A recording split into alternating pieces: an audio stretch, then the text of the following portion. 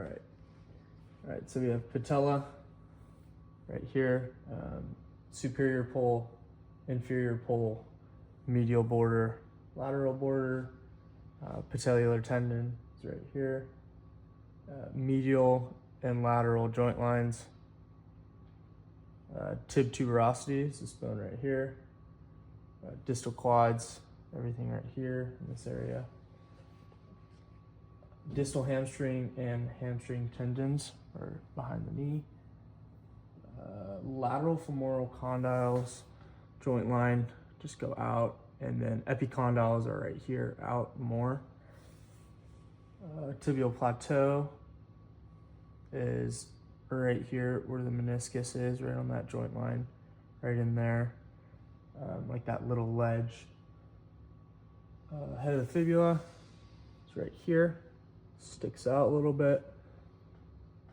LCL, lateral crucial ligament, medial, it's on the other side. ACL and PCL are inside. I can't palpate, but it goes from inside across and back across in PCL. IT band will be on this side, runs this way, almost along the LCL.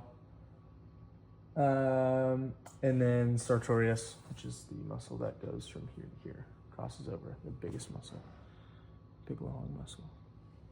All right, first up, sweep test.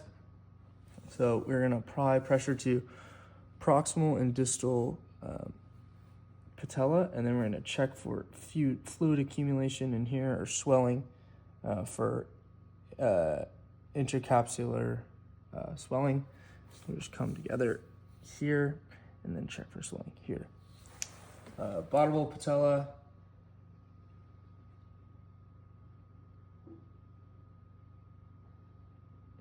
We're gonna bounce test.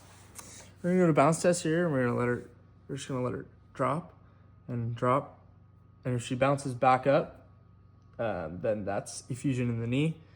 A positive test would be a bounce up. Girth measurements, we would go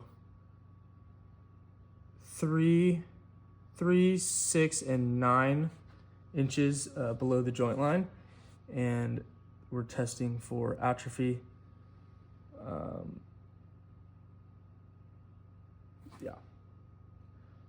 Valgus test, we are testing for MCL.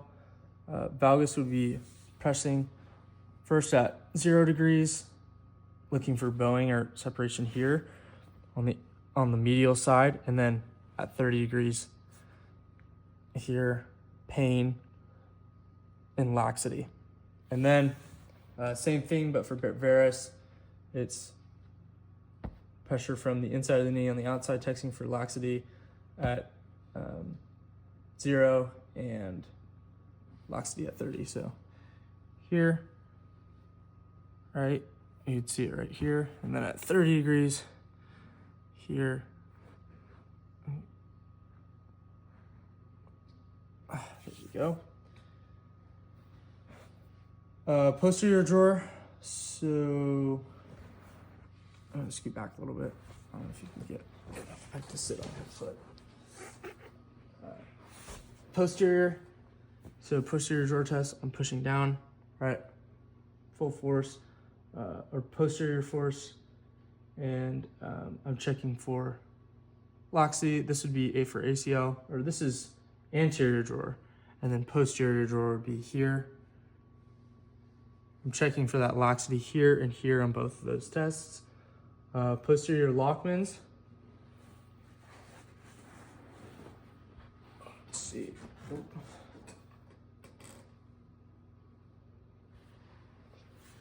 And then I'm checking for pressure here.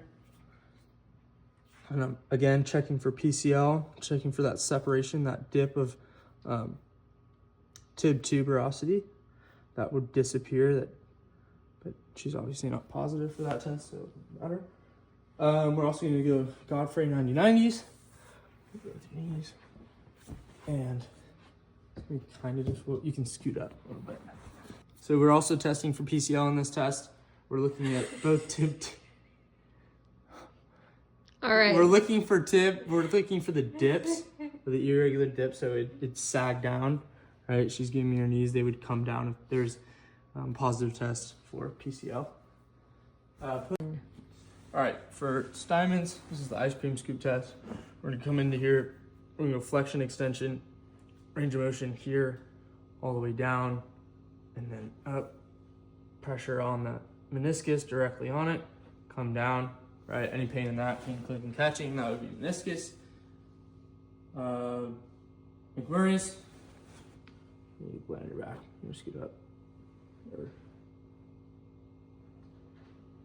Okay. Whatever. This will work. We go here. And we're going valgus force in and then out, right? And then here we're palpating the joint line, and then opposite way, pressing in and then out into extension. So here, here. And then pain with that, or again, clicking, catching would be meniscus. Get her stomach, please, patient. And we're doing the Apley compression test, driving down, right? And then just rotating in and out. Any pain, right? Pushing straight down on the meniscus if it was injured, it would then we internally rotate and then externally rotate, right? Boom. Pinch test, back in your stomach, please. Or back on your, yeah, sorry about that. Thumb in the joint line, and we're just gonna go 15 to 20 degrees. Again, testing for the same thing, meniscus. Pain, clicking, or catching. And then, Thessaly and duck walk. Thessaly test, single leg squat. You just really want to drive home meniscus, and we're going to single leg squat, half squat, and then just grind in and out on that. Rotate on that knee. Any pain with that? Meniscus, duck walk. You want to do duck walk? Patient goes butt to the back of the calves. They should have, if they have pain just in that position, it's most likely, but the actual walk of the action is when they walk. Same with that. If they can do it in the first place, would be meniscus. Boom. Okay, so for Noble's test, testing IT band syndrome, we go thumb on right joint line, condyle, epicondyle, and we just come down here, flex and extend. Any pain with that, be IT band syndrome. And then Renee's test, same thing. I'm gonna have you stand up. And instead of flexing and extending it myself, I would go here, right? Find it again, and I'd have you do a little squat with your leg. Not a full squat, but I mean, I guess you can, right? Same thing, testing for the same thing, IT band syndrome. Go ahead. Boom. Okay, so for patellar tendon length test, we're going to measure the distance between superior pole and inferior pole of patella. So a ratio less than 1 would be patella alta, and greater than 1 would be a patella baja, which would be, the pole would be from here to here, right? And then from here to here. Patellar apprehension, that would be, we're testing for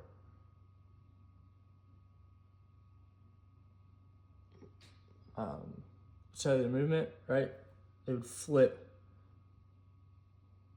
and dislocate if it doesn't stop, or yeah, that would be a positive test. This is fine. Patellar grind. So this one's gnarly. I would have them, right, I would move the patella all the way up and have the patient contract their quads. So go ahead, contract your quads as hard as you can. Oh yeah, that grind that everyone hates, that sucks. Pain or inability to move, like pain with patellar movement or inability, would be chondromalacia. Yeah, boom. Okay, good. Okay, so Lely's test, hand under the calf. We're checking for all these tests are for ACL. So right here, and then we're just gonna, right, and then indication of a positive test, this foot wouldn't move up and down, it would just kind of sag and it would come down, right, because there would be nothing connecting it. Anterior drawer, already did it, but I'll do it again. Sit on your foot, right, posterior, anterior, pulling up, pushing down, right, so push would be testing for posterior, anterior would be pulling out. And then anterior lockments. Just like posterior lockments, except again, instead of pulling, we're gonna be pushing, or instead of pushing, we're gonna be pulling up. And we'd see a separation, we'd see tib tube come up in a positive test.